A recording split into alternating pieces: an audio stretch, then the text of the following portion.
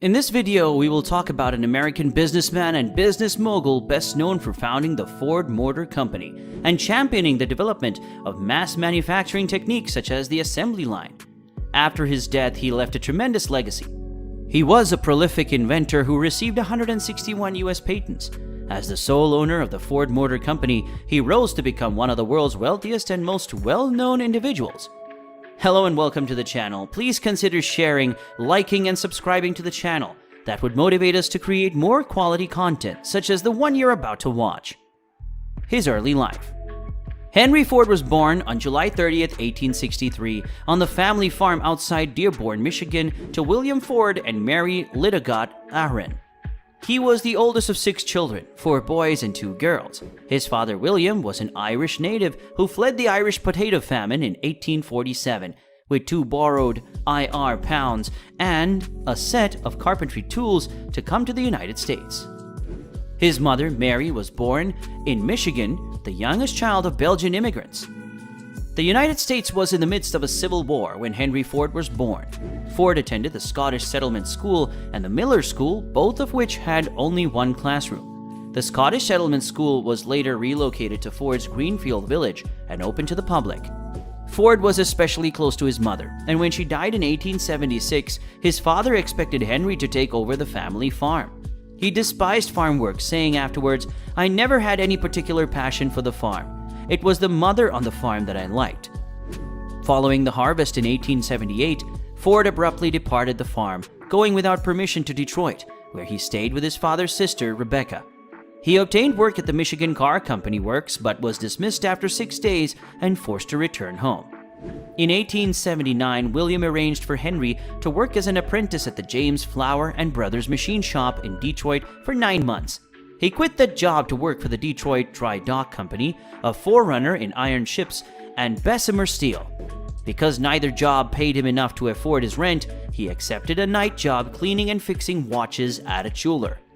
In 1882, Henry Ford returned to the farm, where he ran a tiny movable steam threshing machine for a neighbor, the Westinghouse agricultural engine. He was very excellent at it, and the firm employed him to operate and repair engines built and marketed in Michigan and northern Ohio during the summers of 1883 and 1884. The road to the Model T.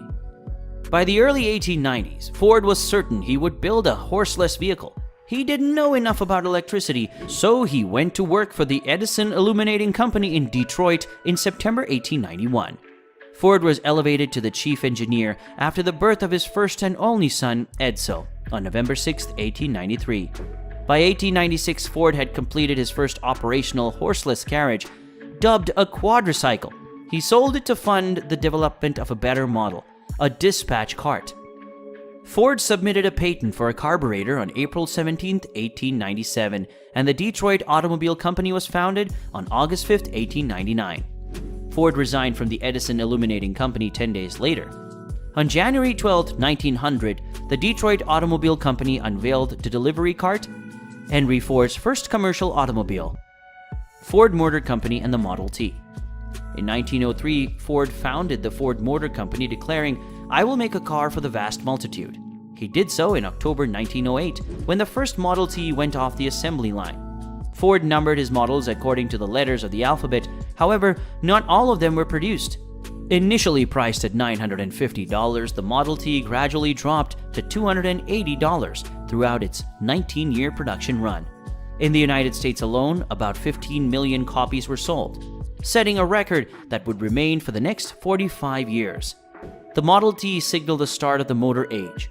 Ford's breakthrough was a car that transitioned from a luxury item for the wealthy to a necessary mode of transportation for the average man, which the ordinary man could afford and maintain on his own.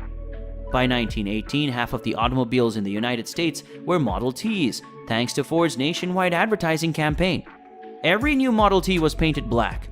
Ford famously stated in his book, "Any customer can have an automobile painted any color he likes as long as it is black." While Ford did not originate the assembly line, he championed it and used it to transform American industrial processes.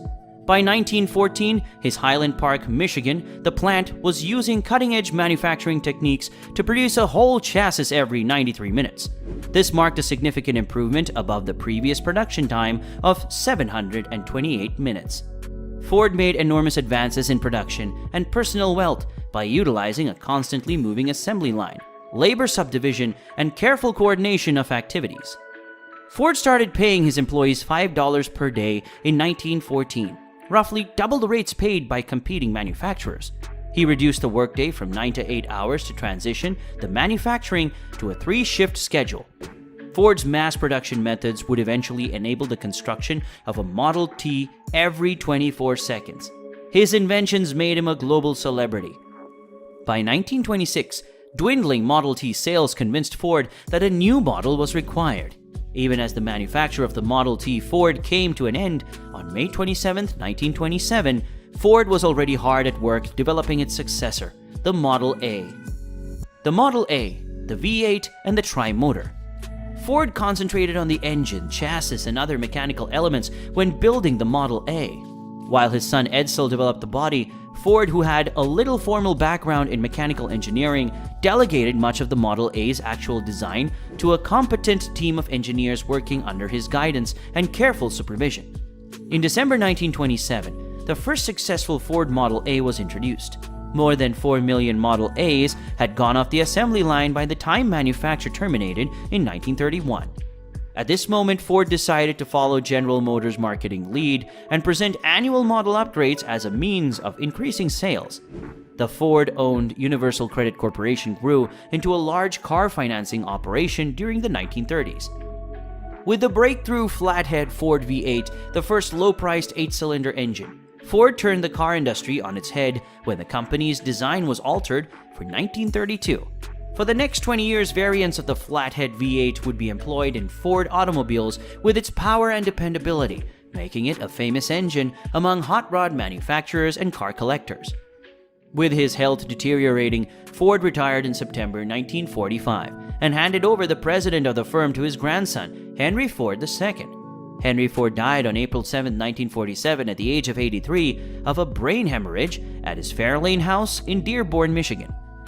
At a public viewing held at Greenfield Village, more than 5,000 people each hour filled past his casket. Ford was laid to rest in Detroit's Ford Cemetery following funeral ceremonies at Detroit's Cathedral Church of St. Paul. Despite being known for the Model T, Ford was a restless guy with numerous side interests that led to successful inventions. What part of Ford's life or legacy inspired you the most? We would be in the comments section reading your replies. Thanks for watching. Goodbye.